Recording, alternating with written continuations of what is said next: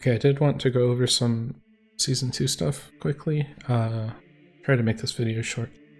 So anyway, when you start a seed, probably the first thing you want to do is talk to Midna to check hints. You might be used to, at this point, having the required dungeons hinted initially.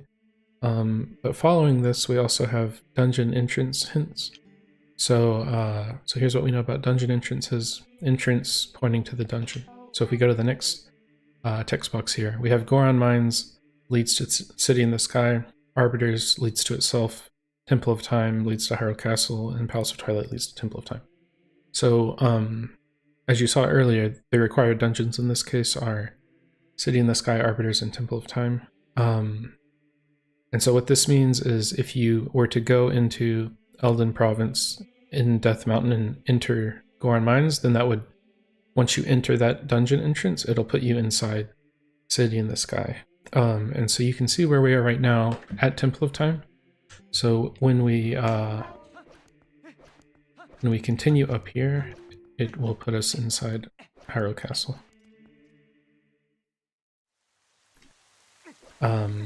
Okay, so Hyrule Castle does actually have a few checks in here. You could consider it kind of like a North Eldin, where it's like, you could think of it as a zone that's about that size.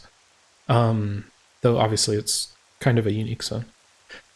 You will need to come here to beat the game, obviously. The checks that are relevant is the Graveyard Wing this way, which is 6 different checks. So there are 2 behind... Boomerang, 3 behind Bombs or Ball and Chain, and then there is the owl statue. And if we read this sign, so it will hint the owl statue every time. And all of these hints have been upgraded to actually specify, is it required or sometimes required or not required. So this is kind of this dungeon's crappy check, similar to like Ook or the Dark Nut in Temple of Time. And then in this case, we had Hyrule Castle is barren. If we go back to our starting hints, which I kind of skipped through earlier, so fire dungeons, dungeon entrances, and then we actually have 4 barrens now. The first one, if possible, it will pick a dungeon to hint. So it's similar to Season 1 there, where if we can hint a dungeon, we'll hint one, but we can only hint 1 at most. So there are kind of 3 patterns to see here.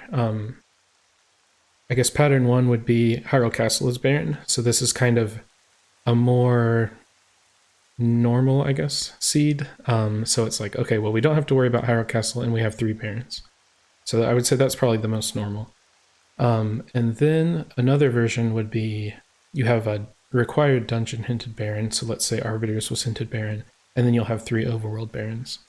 So that's kind of the second pattern, and in that case you don't know whether or not Hyrule Castle actually has anything useful in it, unless you had other hints that told you that, but it may or may not have anything useful. And then the fourth version, or sorry, the third version of this hint would be you have 4 overworld zones hinted baron. And in that case you know that something is blocking baron for all 3 of your required dungeons and Hyrule Castle. So in that case, you actually do know that there is something here. And so you may want to try to go to Hyrule Castle in that case, like during the middle of the seed. But okay. Let's continue up here. So you'll see we start with 1 key, and that is... By the time these settings are finalized, we may start with more than 1, but this is just to kind of condition people to grab the big key on the way up, and we'll see that in a second. So the intended way to do this, you just roll until the fight starts here, and then kind of directly above you there's a chandelier, and then if we go up again over here, we can go like that. And then if we go through this door, and then right out through here. So this will put us across from the Aeralphos fight. And so this is the intended place to get your second small key. So I don't think I have... Oops. Sweet. Okay. But I don't think I have,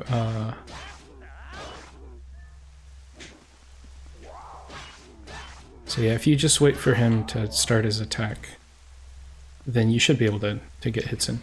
There's a ball and chain way to do that, or kind of the best case scenario is you do like 1, 2, 3, 4, and then you just mash R to shield attack, and then you can immediately do another 4. But anyway, okay, so you get the small key, and this is how you proceed up here. So yeah, like I said, we might not have that in the final settings, but that is just so that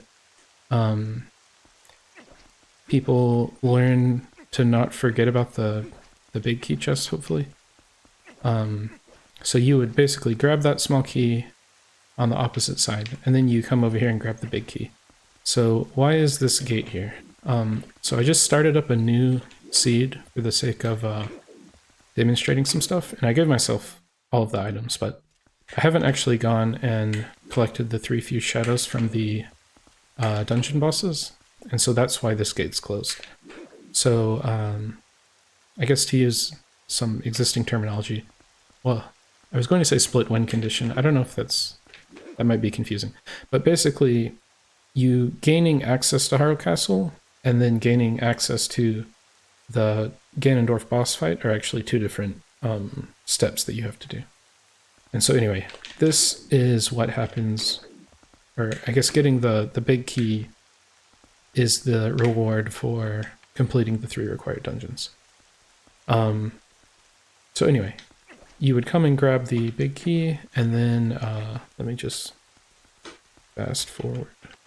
Okay, and then anyway, then you'd have the big key and the 1 small key you need, and then you would be able to enter here and then proceed up to the boss fight. So yeah, that is kind of the general way that Season 2 works at a high level. Next, I'll go into some other just different things, different tips that are useful to know. Okay, next I wanted to go over rupee farming. So in Season 1.5, there were a couple of oversights. The first one is not really taking the initial 500 into account for the Malo Mart price. And so that ended up costing more than was really intended. The other issue was that the bigger rupee amounts were locked behind requiring, or they needed Boomerang and or Clawshot. And if you had a seed where you needed a ton of money before you really had any items, like you needed money early into your spheres, then there was a chance you didn't really have enough money to farm. So the main way that's been addressed is by, well, one, your maximum number of rupees you could need is less, but also all the freestanding rupees have been updated to purple. And so I'll quickly show, like, there are a ton of rupees in Ordon now, but I'll show just the more convenient ones. And in fact, to save a little time, I will just point these ones out like this. So anyway, here's 1, 2.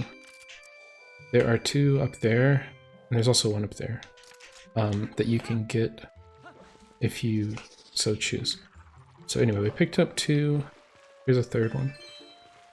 If you wanted those ones that I just pointed out, then you can take this ladder and then go up that way. So let's say we did that, because I'm trying to make this quick. And then after we do those, let's jump down here. In this grass, there's 1 here. And then if we go over here in the water, there are 2 here. And then on top of this roof, let's see if I can, oops.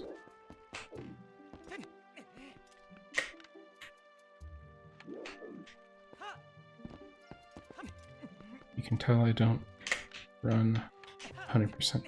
Okay. So there are 2 more here. Also, behind the house, there's this orange. Might be hard to see.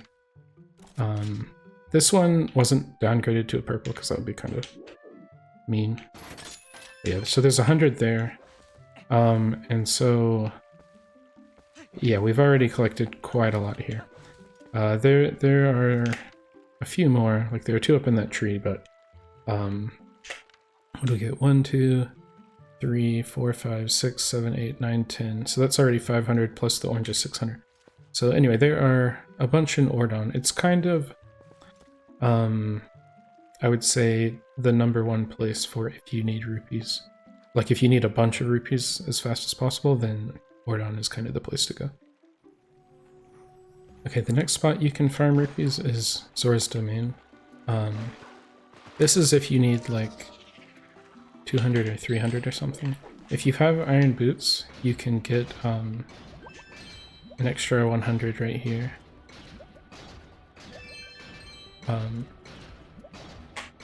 And if you don't have one, that's okay. It's just, like, there's still a fair amount in Zora's Domain. And then there should be 5 more here, so I guess that would be 350 total. So let's see if I can remember. I think it's right here. Yeah. So that's 1, 2,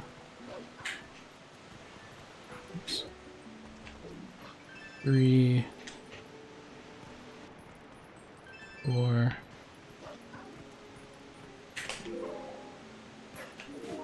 and then 5 here. And this one you can get early game a lot of the time. So if you want to, let's say, save it for later, then you can actually do this jump and ignore that one and save it for later. Or you can get it early on. It's pretty useful.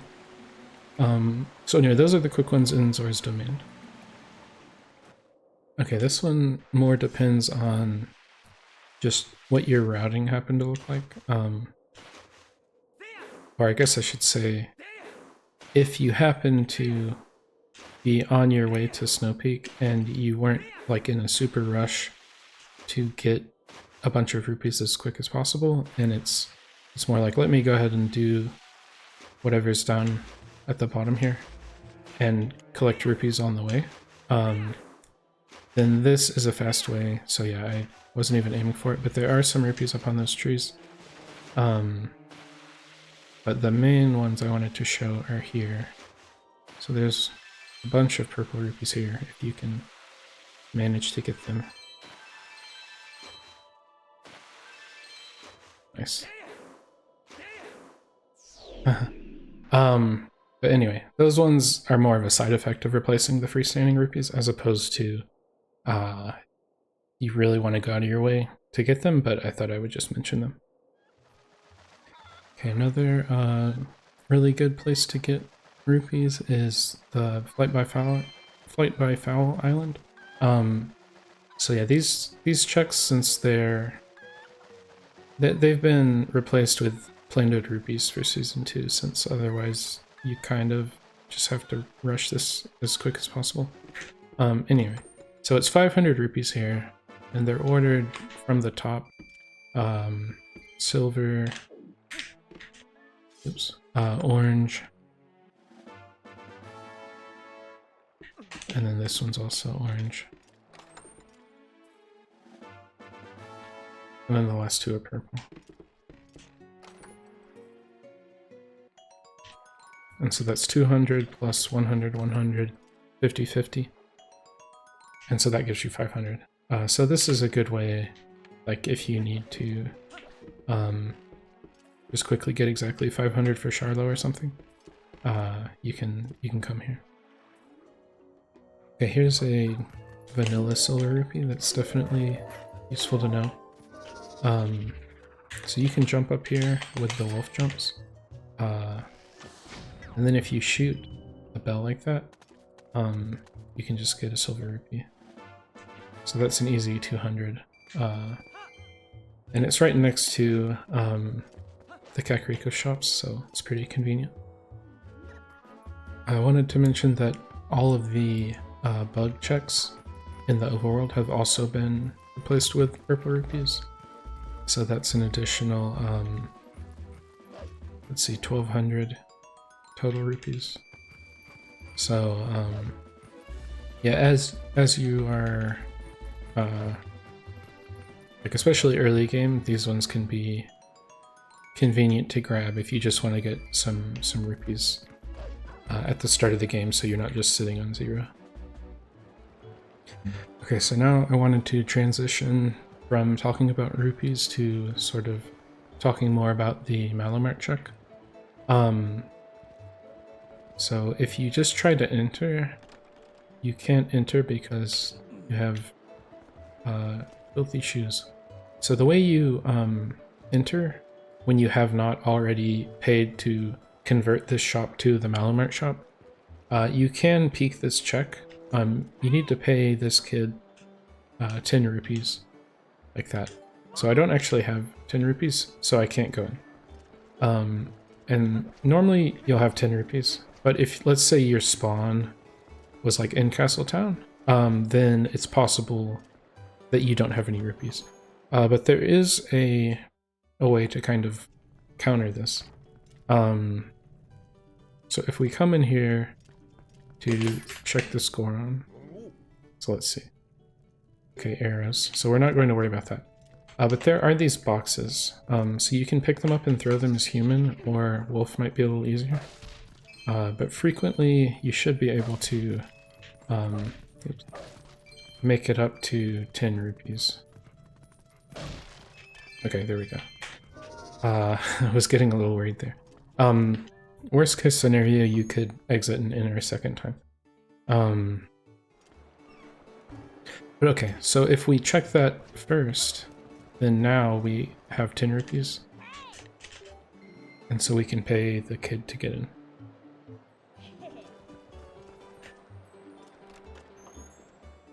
And when we get in here, little known fact, maybe, but you can actually talk to this guy to move over here, and he'll tell you what the item is. So if this was like sketch or memo and you didn't really know which one it was, then you can talk to him and hover over it like that if you'd like to. So anyway, that's how you figure out what this check is without actually, or I guess how you peek this check without converting the shop to the Malo Mart shop. Okay, but what if we actually do want to convert it to the Malo Mart shop? Well, then you can go to the Kakariko shop, and if you talk to this guy, then, oops, sorry, I skipped past it.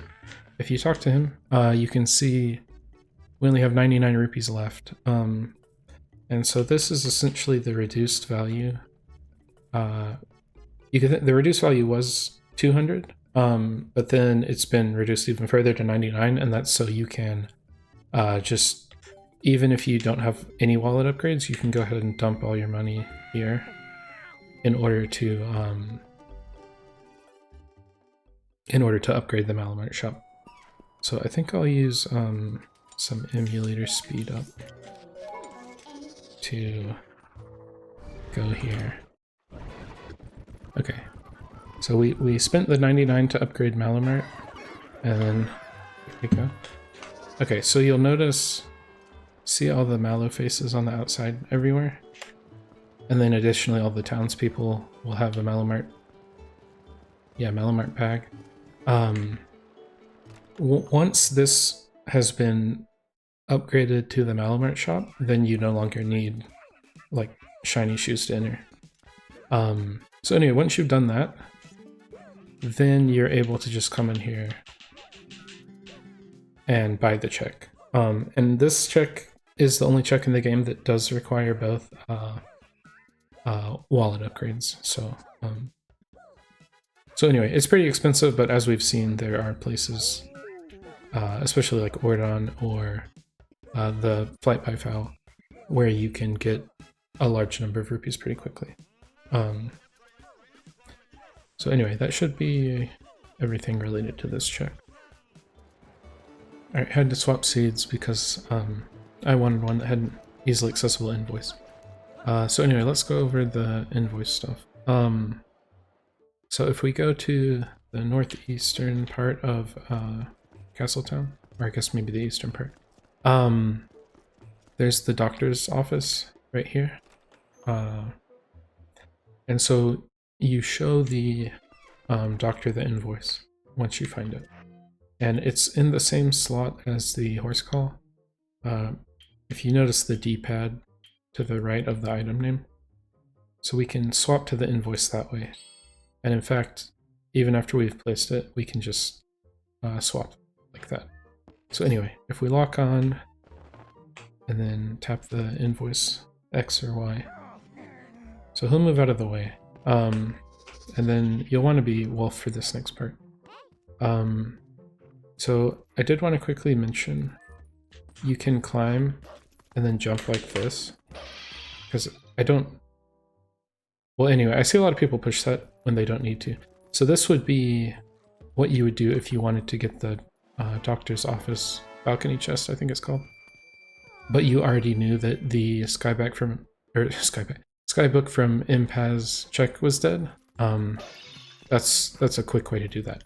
But let's say you actually do want the medicine sent. So this part here is how you would do the Impaz check. So anyway, we'll push this out of the way.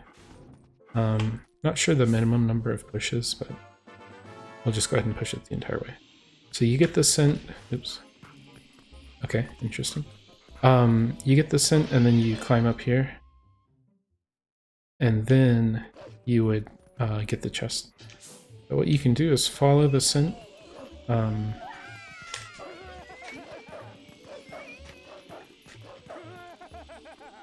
then this is going to take us to Louise the cat.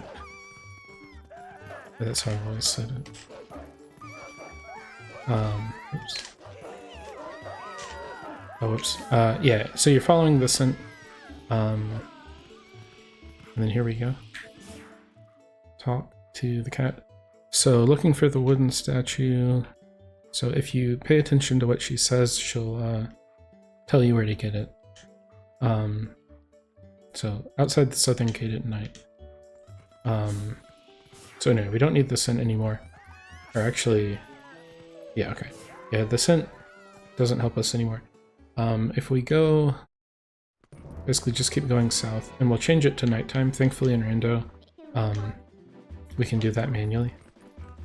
But yeah, you'll just run down here. And then these guys will all appear. So we can just do one of these. And then I'll stand out of the way on purpose.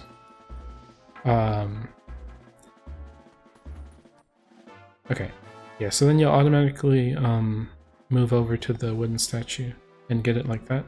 If you do stand exactly where it appears, then you can save a little time. Okay, but the wooden statue is now in the horse call slot, so we can toggle to the wooden statue. And let's go to Kakariko Village. So, okay, yeah, I can speed that up a little. So now that we have the wooden statue, this is how we actually unlock Hidden Village. So if we come in here, lock onto Ilia, and then use the wooden statue item, then yeah, it just skips through that, and now Hidden Village is unlocked. So let's warp up here. Okay. And we will want the bow. I have not practiced this. I probably should have practiced this.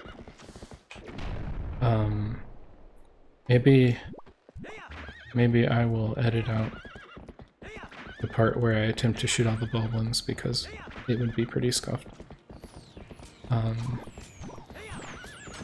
But anyway, so we move over here.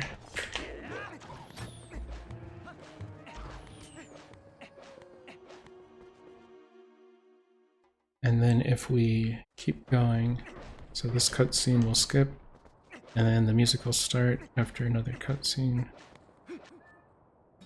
Okay, there we go. Okay. So anyway, there are 20 guys. No, there's a guy. I thought there was a guy. Oh yeah, okay. But anyway, probably your best bet is to kind of shoot them as you go. I won't make you sit through all of this. I'll edit it out. But I did want to show if you run out of arrows, oops, which is definitely possible. Some of these, like I think this, yeah, this has arrows. You can probably get arrows through some of these. But anyway, I'll go ahead and beat this and we'll skip ahead. Okay, so I just defeated the last guy. I'll go ahead and equip the Dominion Rod, and you do not need the powered Dominion Rod for this. You just need one Dominion Rod. But okay, so that guy, alright, the counter disappeared, and then Impaz will come out.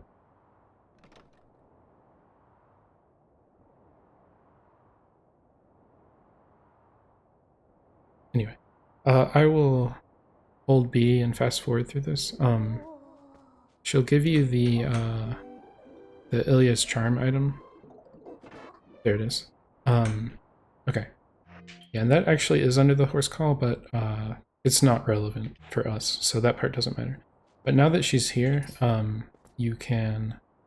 I don't even know if you need to lock on, but normally I lock on and then use the Dominion Rod.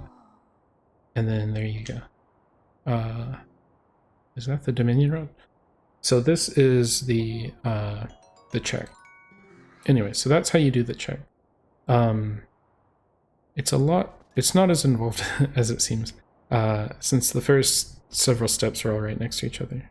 Basically, show the invoice, get the cent, and then you kind of just travel down south, talk to the cat, go south of Castletown, turn it to night, defeat the wolves to get the wooden statue, show the statue to Ilya to get Hidden Village access, and then once you have Hidden Village access, you just defeat the guys, and show the Dominion Rod. And if, for whatever reason, let's say you did this check, and then you're like, oh wait, I forgot I don't have Dominion Rod. Well, if you come back, she'll be inside her house, like this. And then you can just show the Dominion Rod here. And in fact, logically, this is actually technically where you show the Dominion Rod, but you can do it outside if you do it immediately after showing, or after defeating those enemies. But anyway, so that's how this check works. Okay, next, let's talk about accessing some of the dungeons. So for the Bulblin camp, you'll need the Bulblin camp key. If you walk into these torches, they'll see you. You actually can put these out with the boomerang like this. And if you do that before you walk into the light, then they won't actually notice you. I don't really know if that's faster or not. But anyway, now that they've noticed us, it doesn't super matter. But yeah, with the key, we'll come here and unlock the door. Okay. And so I guess I'll do a save state right before this fight. So yeah, you may need to do this as Wolf, probably fairly frequently, so I did want to show how you can quickly do this as Wolf. Or attempt to, anyway.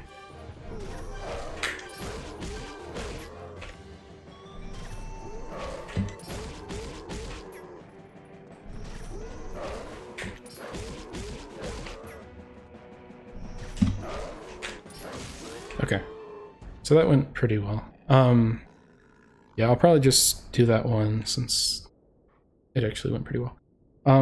I think I tried different stuff, but I feel like that one works pretty well. So you just, did I just say that 3 times?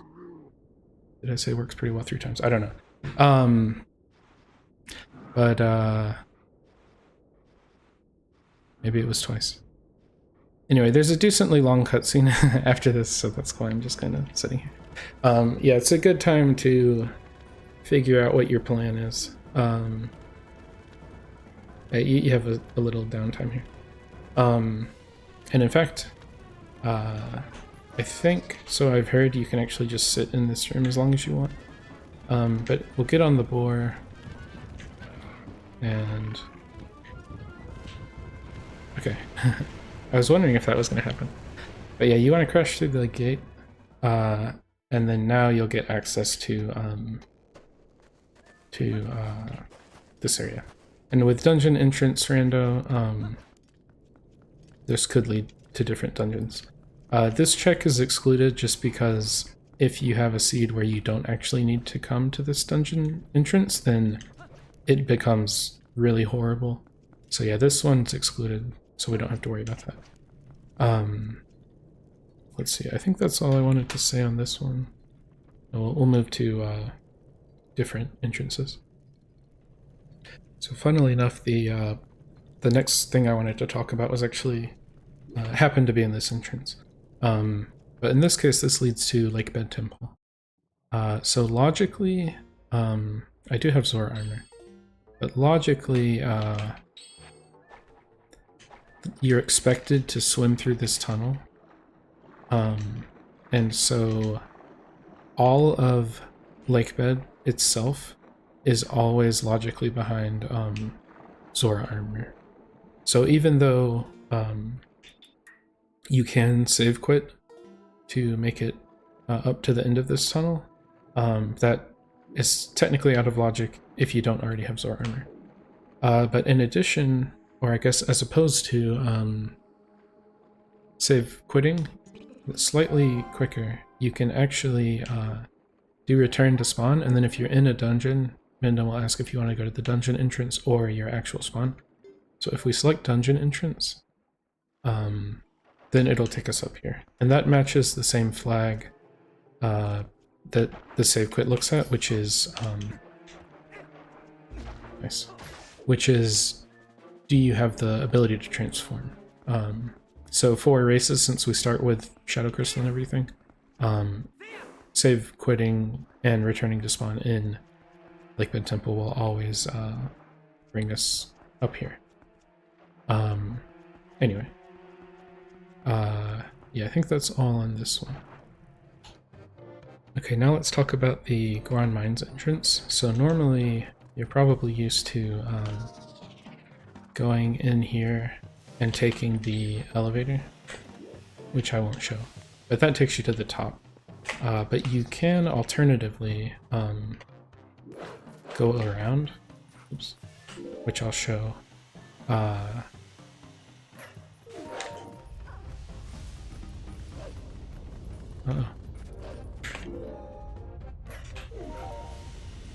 So yeah, if we were using Wolf, we can do it like this. You just back hop and then attack. My controller's rumbling, so... Okay, I've been worried about getting hit by falling rocks, but I guess I'm okay. So let me do another save state. So the reason, or I don't know if I said this, but logically you're supposed to have iron boots, and the reason is this thing. So that you can walk through it to continue up. If you have a shield, and if you need a shield, oops, you can go buy a shield. Yes, the third item from the left, I'm pretty sure. Yeah, you're guaranteed to be able to get a shield there. But anyway, if you have a shield, you can also, this isn't logical, but you can side hop through this in order to keep going and access the dungeon entrance. But also, even if you don't have any items, I believe you can do this. Okay. Yeah. So even without any items, you can go this way. Now, obviously the, let me turn into Wolf. So obviously the, elevator is going to be quicker.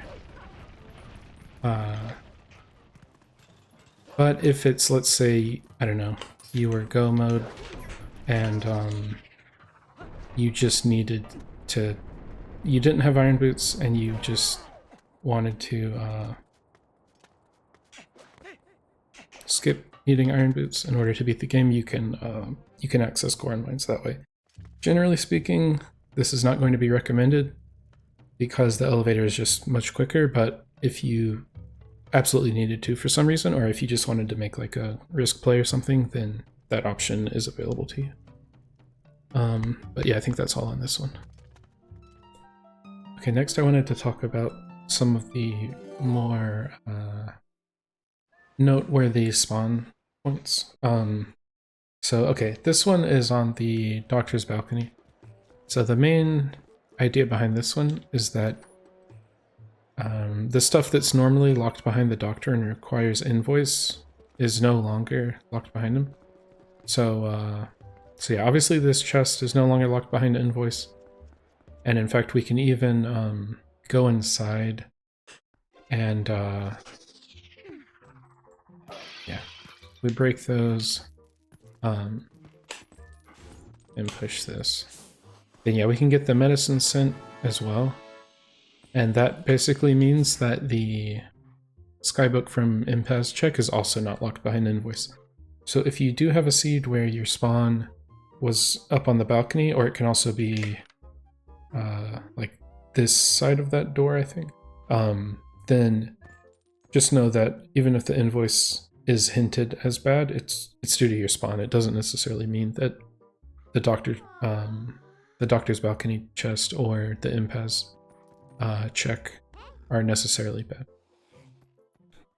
Okay, here's another spawn. So sometimes you'll spawn nice slide there.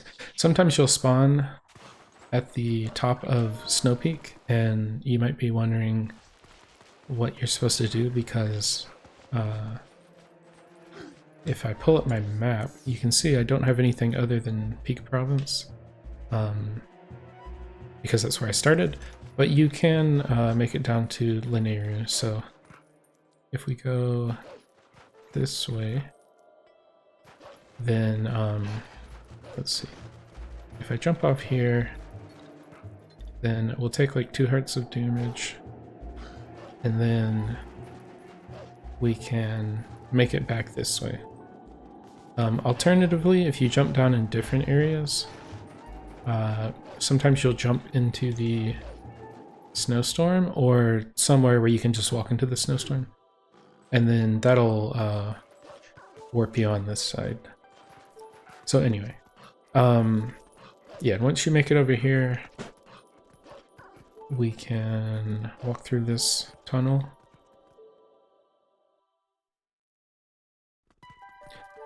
And then now we're in Linear, and you should be good to go from here. And so similarly, I don't know, to the doctor, how that made it where you don't have to worry about invoice at all. In this way, you do not need the reekfish scent in order to make it up there, since you spawn there.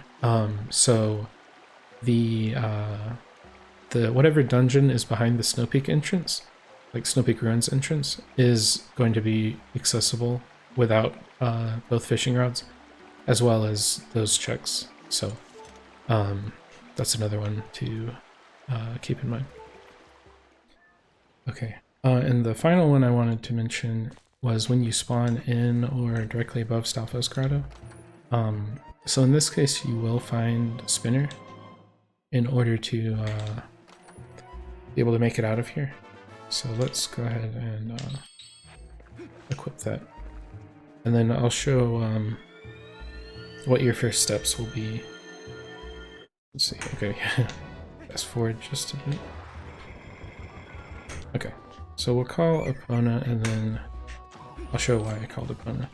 So you might think you would be able to warp from here, but in fact, if we look at our map, we don't actually have any provinces unlocked, which is a little unintuitive. The reason for this is that if we keep going here, once the map swaps over, okay, so now we have Linear. So Stalfos Grotto, and this, I guess, west of that rock near, I guess west of the bombable North Elden rock, this is considered Linear side. And the reason is so that if you, like let's say we were playing with a more closed world where we didn't start with gate keys, for example, if your random spawn was in Linearu, then without the adjustment there, spawning in Linearu means you instantly have access to both Pharaon and Eldon, which means you also have access to Ordon, which means you have everything. So to make that a little more interesting, the bombable rock is kind of the divide that unlocks Eldon for you. But anyway, it's just a side effect of that. So if you spawn in Stalfos Grotto, you'll get Spinner, and then you just need to go ahead and head over to Linearu and then continue from there. Okay, the last things I wanted to go over are more directed at newer players. So if you've been playing TPR for a long time, you probably don't need to continue watching, but feel free to. But anyway, there are four different tricks that I wanted to go over. So the first one is, and these are in order of probably simplest to explain to more complex, approximately. But anyway, the first one is launching bombs using the boomerang. So what I see a lot of the time with a new player is they will do this.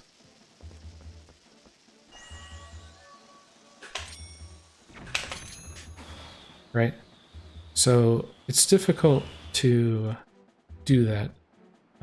There are things you can do to make that more possible, but I will just show probably the recommended way of doing this.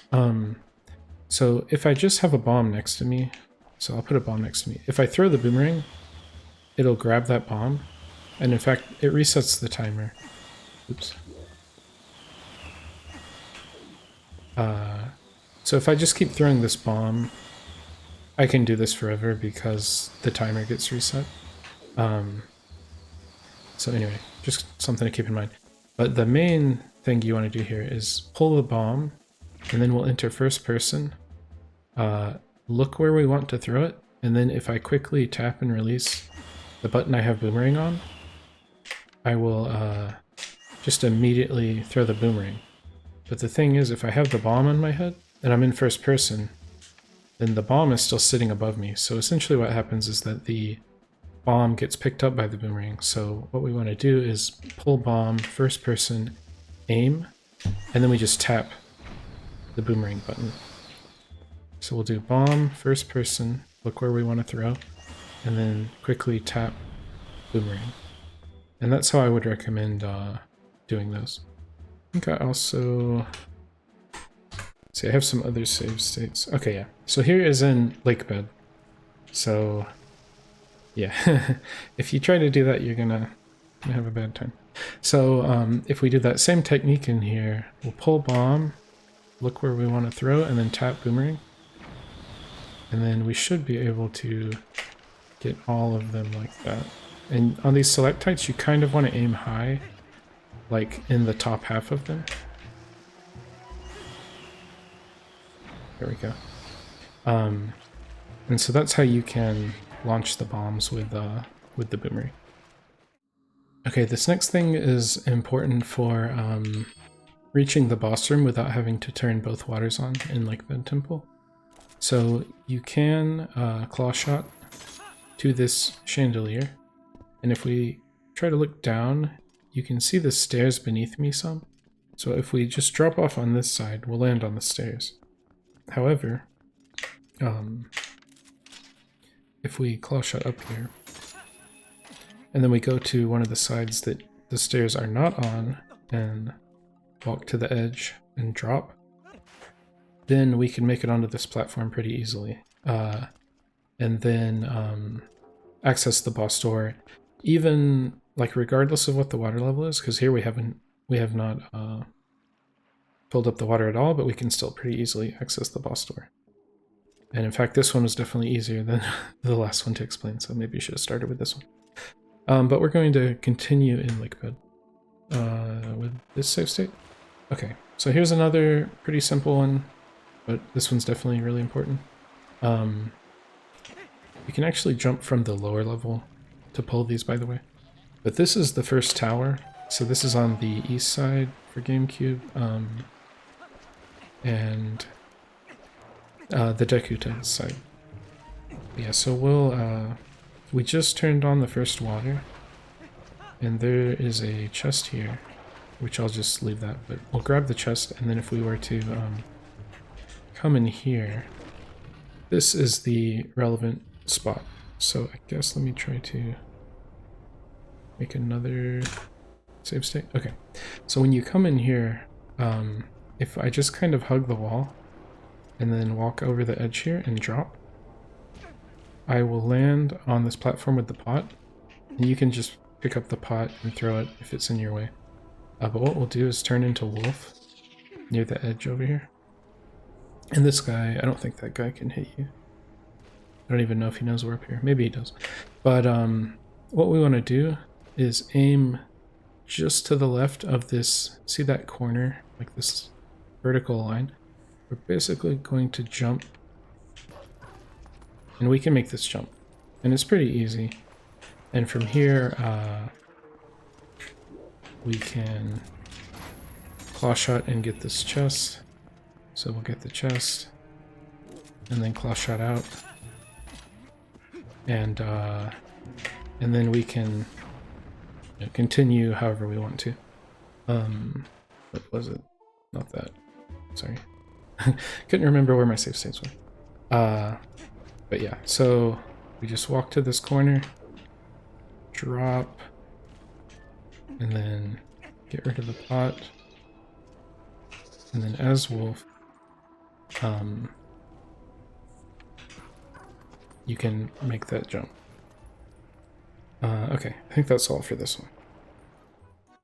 Realized I forgot to include one of the beginner tricks, so doing that now. So this is an important thing to know related to the chickens here. So let's go ahead and pay this guy to move out of the way. Sorry. Alright, thank you. Anyway, so there's two chests down here. One and that one. So if we don't have claw shot,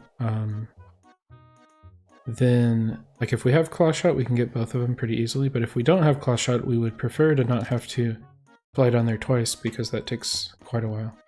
And there is a trick to fly down and get both of them.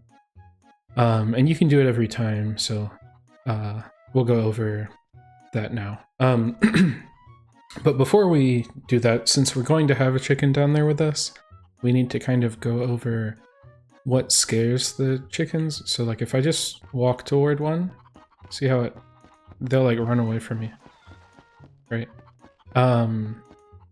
So what you can do is if you like slowly walk toward them, then they won't get scared. And if you quickly, hold the stick all the way, they'll get scared, but if you just slowly do that, then they won't get scared. Additionally, if you are holding L, so you're like L walking, if you're going any direction other than directly forward, then they don't care at all. But if you go like directly forward on the stick like this, then they don't like that. So you kind of can like crab walk to them. So if I'm going for that one in the distance, then I can like go at it sideways. So yeah, that's the general strategy, is like sidewalk, and then if you need to walk slowly to get them. Okay, let's fly down here. So typically when I'm flying down here, this is just me personally. Like if you don't have iron boots or anything to speed up how quickly you land, then I just grab that blue rupee, because as far as I'm aware, it doesn't actually cost time, but maybe it does, I don't know. But we're going to need to do a full land with the chicken, so anyway, let's land here. And you can pull back on the stick while you're flying to slow down. And in fact, if you just hold all the way down on the stick while you're flying, eventually you'll stop moving forward at all and you'll just drop directly down. But okay. Alright, made a new save state here. So, if we just place the chicken down, then it's going to run off, which is what we want to avoid. So our goal is to open this chest and then grab the chicken again. And there are different ways to approach this problem. I'm going to go over the most straightforward one, probably. This isn't what I actually do, but I don't really want to... Explaining what I actually do is kind of difficult, and I'm the only one who does it that way. In fact, there are other ways where you kind of drop the chicken before you actually land, and... But we'll go over this one because it's easy. So all you do, if you like gently tap down on the stick while you're like this, or tap up, you can do quick turns. So what we want to do is gently tap down to turn 180, and then we're going to press A to place the chicken, and then turn up again and open the chest. Like that. Excuse me. So that is not like time sensitive or anything, as far as I'm aware. And in fact, you usually have plenty of time. So like if I fast forward, okay, yeah, so eventually he walked off. Let's do it again. See, like how the chicken moves is RNG. So I'm like fast forwarding a ton right now. I don't have my FPS showing, but I was like fast forwarding for quite a while. So generally you're going to have plenty of time here, so don't panic. Okay, but anyway, let's actually try to grab the chicken this time. So I'm going to do the sideways walking to get near it. Yeah, and then we pick it up again. Let's just do one more.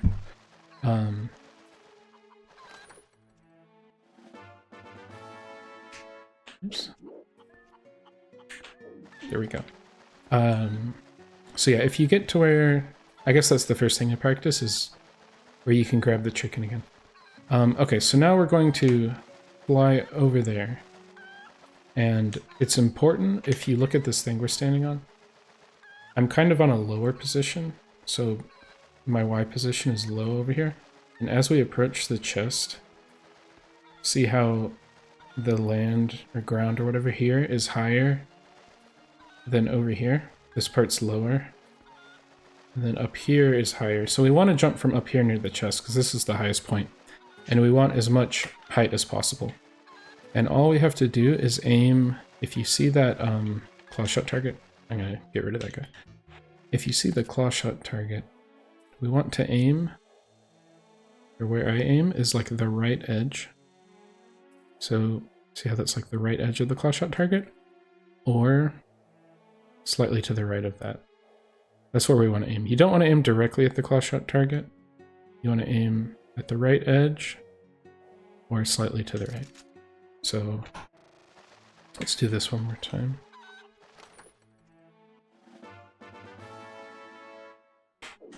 Okay. So all we have to do is aim there.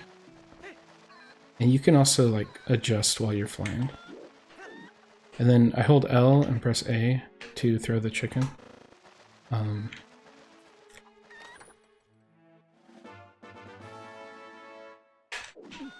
Okay. So like this. And then once you pop up, I just hold L, press A to throw the chicken. And then that way you can get both of these. I do also... interesting colors. So I do also want to show how you do this with claw shot. And you can do this with only one claw shot. You don't need double claw shot. You just go to the middle. And then if we claw shot again over here, then that's how you can get them both with claw shot. But let's say we don't have claw shot and we put the chicken down and oh no, the chicken like ran off the edge. Well, you can still save a little time. In rando, if we save quit, then in most cases save quitting will spawn us back however we last entered the room we were just in. And in fact, how we entered the room was by taking the cannon And so we save a little time because we kind of warp back up here rather than having to, you know, run all the way back and then pay to go up here again. I didn't show this earlier, so let me show it now, but if you hold down on the stick, that'll really slow you down. And in fact, eventually you get to where you're not moving at all. We might be able to tell from my shadow. Hopefully my shadow shows on this.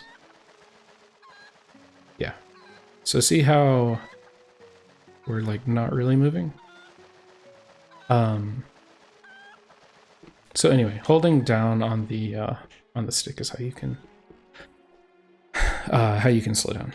But yeah, sorry, forgot to put this like Hylia one in, so I just wanted to throw this in before I forgot. Okay, now that we're in Snowpeak, I think this is the last one. Let's say we got the big key or the bedroom key really early, and we're just trying to go to the boss. So in this case, we can go this way, straight ahead. I don't think she'll stop us. Yeah. And then we can go out this door since we start with cheese or pumpkin. I can never remember which one does that door. And then you can push that or throw the ball and train. Okay, but here's where the actual trick is coming into play. Okay, so if we get close to the ladder, the camera will change. I'll make another save state here. In fact, actually, I'm going to come back with moon jump enabled, so 1 second. Okay, we're back with moon jump, which is, it's a cheat to where we can do that, essentially. Like, jump. Anyway, so the point of this is to explain how this Freezard works, and then show how we can skip him. So if we're on the ladder when he starts his attack, now I haven't looked exactly at the code, so I'll just tell you my understanding of it, but if you are on the ladder when he starts his attack, he'll start his infinite attack. And so yeah, this will just go forever, and then yeah, there's no way to, once he starts that, there's no way to just climb to the top of this ladder. But he also has an attack that does end, and that happens, like if we were to, sorry, I'm trying to get up here. Okay, so let's say we're just standing up here, right? So see how he's attacking? Go ahead and attack. Yeah. So he's doing this attack, which is just the normal Freezard attack. Right? So why does he do an infinite one when we're on the ladder and a normal one when we're up there? Well, it's because we're on the ladder. So if we jump up to where the attack starts, see how the attack ended? And if I did that just in time. So that is the main idea behind what we're doing here. Anyway, so that's what the trick is. Basically, we skip defeating that guy.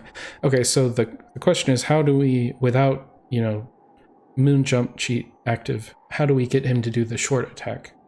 And the answer is that while we are climbing, let's see if I can get this first try. Oh my god, I actually got it first try. Wow. Okay, anyway, so that's the trick. Basically, the deal is that we release the ladder. There's a specific frame we want to release, like press A to drop off the ladder. And what happens is that on the same frame that, well, I don't know exactly how the frames line up, but basically we're not on the ladder when he checks which attack he's going to do, which causes him to do the attack that actually ends versus the infinite attack. And so, yeah, basically between this position and this position, there's one frame where we want to drop in order to make him do that attack. Now, if you can't see him, how do we know which attack he's doing? Well, there's a there's an audio cue. So I'll just quickly release. So I'm too early because you hear literally nothing, right? But if I'm too late when I release, then you'll hear him like blow his attack. But the perfect frame we want to hit is you'll hear a crackling sound when he starts his attack. So if I just do this, you might have noticed a crackling sound. Let me do it again. Oops, there we go. Okay, I'm going to do it without trying to talk over it.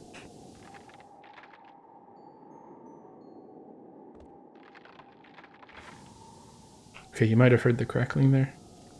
We'll do one without the crackling. So see how there was no crackling? Anyway, that's to say, if you hear the crackling, you did it correctly. So one way to do this is to get into position, and then, okay, no no sound, we were too early. No sound, we were too early. Wait, I think I might be on the wrong ladder. Oh no, that was right. Okay, so that was the right frame because you heard the crackling.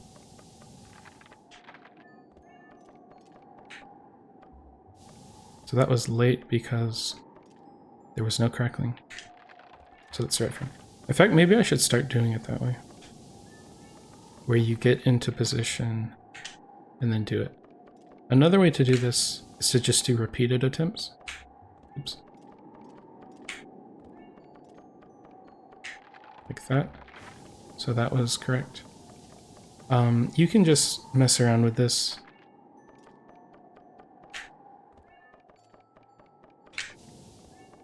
Late, early, late. Okay, so that was it. But yeah, hopefully that explanation went okay. At least conceptually, hopefully it makes sense. But yeah, that one is very important to know because otherwise, if you don't learn that one, then you have to, nice. You have to, use this cannon up here. And in order to use this cannon, you have to bring the cannonball, so it's this whole ordeal. So that one, anyway, this trick is very important to learn. Okay, I think with that said, that should be everything I wanted to go over in this video. Hopefully it didn't become too long, but I'm going to try to wrap it up so it doesn't become too long. But anyway, some of this stuff, we'll see how much of it, since the settings could change a little, some of it might not be relevant when they land in their final, like when the settings are finalized, but I think most of this stuff will probably be relevant, so. But yeah, that'll be the end of this video. Thanks for watching.